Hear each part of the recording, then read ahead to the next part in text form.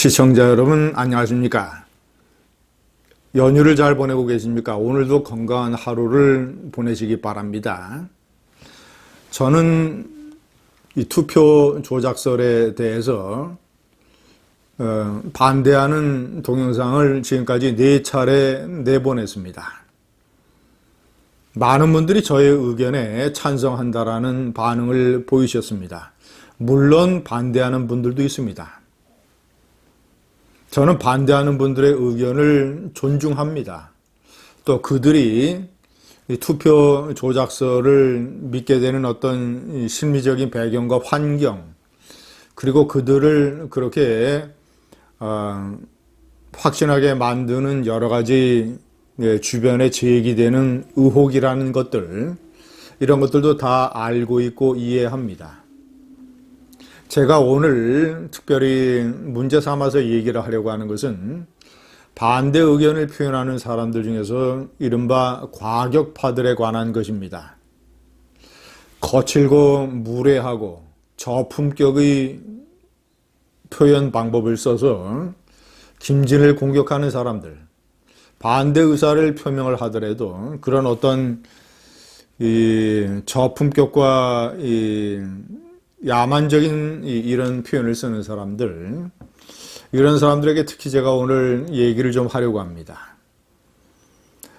1번, 그런 사람들이 제일 자주 사용하는 표현이 이런 겁니다. 알고 봤더니 위장우파다. 어떻게 좌파를 공격을 해야지 의혹을 제기하는 우파에 대해서 문제를 삼을 수가 있느냐. 숨어있던 좌빨이다. 4.15 총선에서 좌파가 승리했으니까 표변했다. 뭐 이런 식의 표현을 쓰는 반대파들이 있습니다. 시청자 여러분, 중앙일보 논설위원 시절에 어떤 박근혜 정권에 대한 부당한 공격, 이런 것들이 어떤 논설위원실의 토론의 화제가 된 적이 있습니다. 그래서 제가 왜 이것이 이 박근혜 정권에 관한 이런 공격이 왜 부당한 것이며 선동과 또 틀린 근거에 의존하고 있다는 점을 제가 자세하게 설명을 한 적이 있습니다. 그랬더니 어떤 선배 논설위원이 저더러 청와대 대변인 같은 얘기를 한다고 말을 했습니다. 그래서 제가 그 사람이 선배지만 그 자리에서 강력하고 신랄하게 논박을 한 적이 있습니다. 어떤 토론이 벌어질 때, 문제가 벌어질 때 자기와 다른 의견을 내는 사람, 그 사람이 내는 의견이 자신의 상대편, 자신이 적이라고 생각하는 그쪽의 입장과 같을 때 흔히 얘기하는 것이 당신 예를 들어서 무슨 좌파 대변인이냐, 민주당 옹호자냐, 위장 우파냐, 믿었더니 그게 아니다, 이런 식의 표현을 쓰는 경우들이 있습니다. 한마디로 초등학생 수준입니다. 상대방을 비판하고 논박하더라도 수준과 품격과 예의를 갖춰야 됩니다. 한마디로 초등학생 수준입니다. 저 김진은 2006년 중앙일보 논설위원이 됐을 때부터, 제가 칼럼을 맡았을 때부터 14년째 좌파와 지독하게 싸우고 있습니다. 칼럼, 텔레비전 토론, 최근에는 유튜브 동영상, 심지어 저는 광화문 집회 대중연설까지 포함을 해서 좌파와 지독하고 처절하게 싸워왔습니다. 노무현의 나라 망치기서부터, 그리고 2008년에 끔찍했던 광우병 파동, 2010년에 천안함 폭침설을 부인하는 좌파들의 위선, 그리고 이 정윤회를 둘러싼 허위 모함, 그리고 최순실 사태 때의 어떤 이 선동과 박근혜 탄핵에 있어서의 허위 왜곡,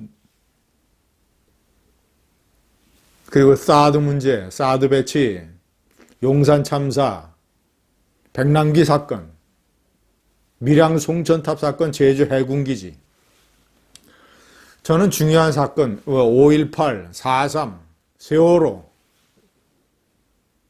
중요한 사건이 터질 때마다 저는 지독하게 좌파와 싸웠습니다. 좌파의 위선을 고발하고, 최근에는 문재인 좌파 정권에 들어서는 문벼천과 물개박수 언론이 문재인 좌파 정권의 본질을 국민들에게 제대로 알려주지 않고 있기 때문에 그 허위를 벗겨내는 투쟁에 저는 매진하고 진력했습니다. 제가 광화문 대중집회에서 문재인 정권, 패륜 정권, 깡통 정권, 선동 정권, 무조건 철거하는 철거 용역 정권. 제가 얼마나 지독하게 좌파와 14년간 싸워왔는지는 중앙일보에 실린 제 칼럼, 텔레비전 토론, MBC 100분 토론을 포함을 해서 그리고 제가 올린 유튜브 동영상, 펜앤마이크 시절까지 합치면 아마 한 1000수백 개가 될 겁니다. 거기에 평생의 기록으로 다 남아 있습니다. 증거로 다 남아 있습니다. 저는 분명하게 시청자 여러분이 저에게 바라는 게 뭡니까? 제가 우파 농객이니까 무조건 우파를 옹호하고 좌파를 공격하라는 겁니까? 그게 아니지 않습니까? 비록 우파 농객이지만 우파 진영에 함몰되지 말고 오직 진실과 사실만을 바라보면서 우파가 잘못했을 때는 우파를 꾸짖고 개혁을 촉구하고 비판하고 이런 어떤 이 중심을 잡고 시류에 영합하지 말고 어떤 이 떼거리의 무례한 공세에 굴복하지 말고 오직 진실과 사실만을 움켜쥐고 논평을 해달라. 이것이 시청자 여러분이 김진TV에 바라는 거 아닙니까? 제 나름대로 판단을 해서 33년 언론인 경력의 경험과 지식과 선관위에 대한 취재의 경험, 선거관리 시스템을 겪어봤던 경험, 이런 거를 다 종합을 해서 내가 내린 판단으로 이 선거 조작설에 대해서 반대한다고 해서 저를 위장우파다, 좌파다, 표변했다라고 얘기한다면 시청자 여러분들이 저에게 요구하는 사명과 의무, 제가 가야 할 길과 다르지 않습니까? 5.18에 북한군 특수부대 600명이 파견됐다고 하는 괴담, 소설, 낭설, 그때도 저는 분명히 이것은 아니다. 지만호는 침묵해야 된다. 이런 것들이 우파에 얼마나 손해와 상처를 주는지 아느냐. 우파의 표를 얼마나 갉아먹는지 아느냐. 20대, 30대, 40대, 최근에는 50대까지 깨야 됩니다. 이들에게 우파가 얼마나 신뢰를 잃고 있는지 아느냐. 이것은 우파에 대한 해악이다. 5.18 북한군 특수부대 때, 특수부대 설 파동 때 저는 분명히 얘기했습니다. 지금 다 그것이 사실인 걸로 증명됐지 않습니까? 특수부대가 아니라는 것이, 특수부대 설이 괴담이라는 것이 다 사실로 드러났지 않습니까? 그것이 그동안 우파에게 얼마나 많은 손해를 끼쳤습니까? 여러분들이 저에게 원하는 것, 저에게 기대하는 것이 그런 것 아닙니까? 우파 진영에 함몰되지 말고 오직 진실과 사실만을 밝혀서 얘기해달라. 저는 14년째 좌파와 투쟁을 하면서 좌파 세력으로부터 한 번도 허위사실이었다, 그래서 명예훼손했다라는 소송을 당해본 적이 없습니다. 딱 한 번, 과거 민노당의 이정희가 저에게 소송을 걸었지만 이정희가 패했습니다. 저는 14년 투쟁에서 한 번도 팩트와 관련된, 진실 여부와 관련된 싸움에서 당한 적이 없습니다.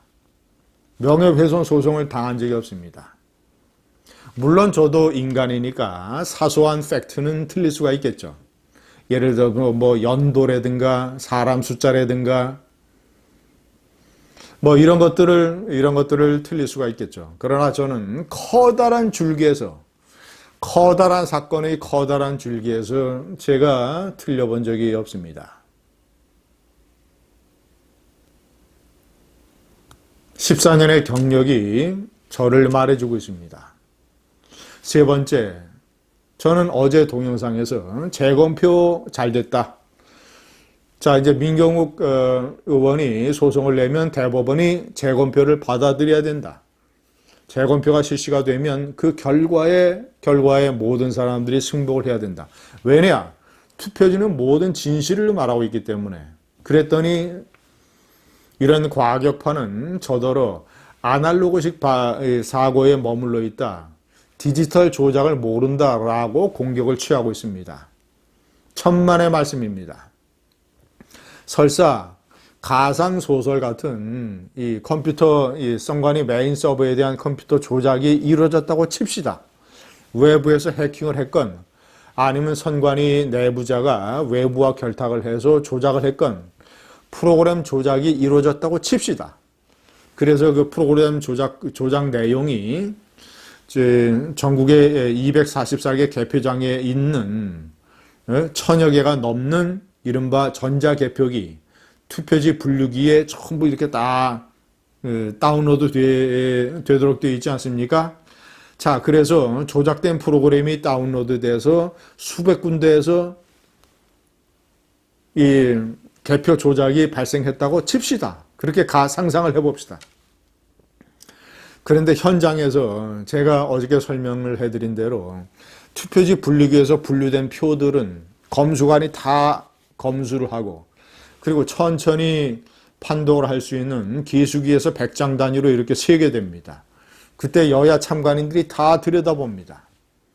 그리고 검표관이 또 100장 묶음을 다시 한번 두루룩 검표하고, 선관위원들이 다 도장을 찍어서 투표함 결과마다 상황표를 만들어서 개표장에 붙입니다.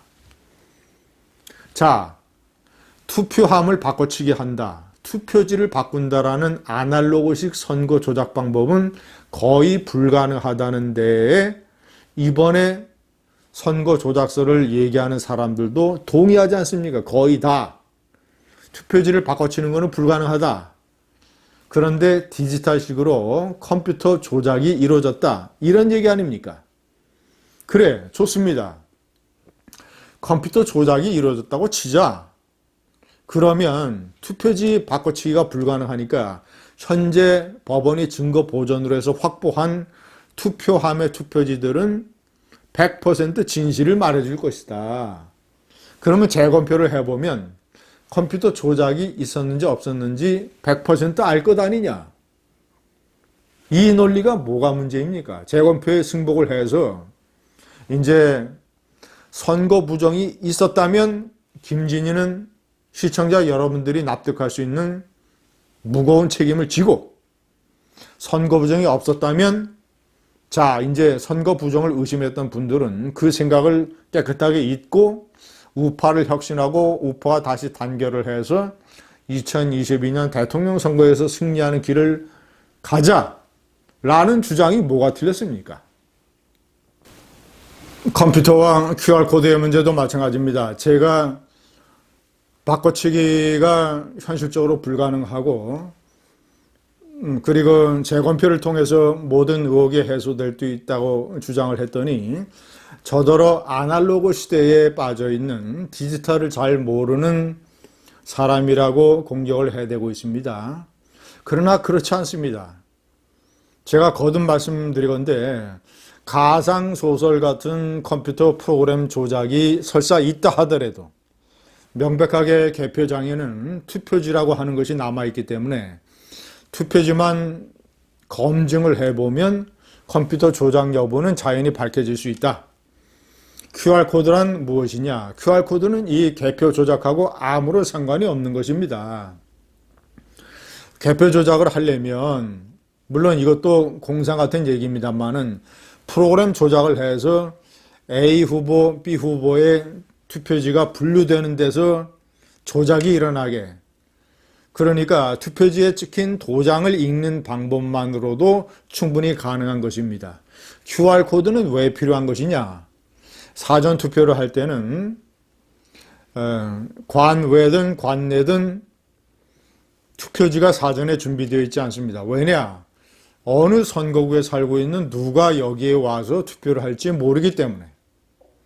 그래서 유권자가 신분증을 제시하면 중앙선관위의 서버에서 확인을 해서 현장에서 투표용지 발급기로 발급을 해주는데, 그때 투표용지에 QR코드로 정보가 담겨있는 QR코드가 찍혀 나오게 됩니다.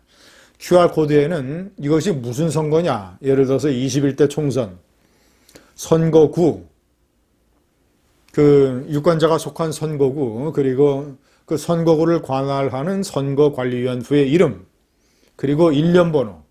일련번호가 찍혀 나오는 것은 당일 투표용지도 마찬가지입니다. 때문에 이것은 투표용지를 발급을 하기 위한 그런 코드일 뿐, 이것이 개표와는 아무런 상관이 없는 것입니다. 자, QR코드가 왜 법에는 바코드로 쓰게 되어 있는데 QR코드냐? QR코드를 먼저 사용하기 시작한 것은 우파 정권 때입니다. 한나라당 정권.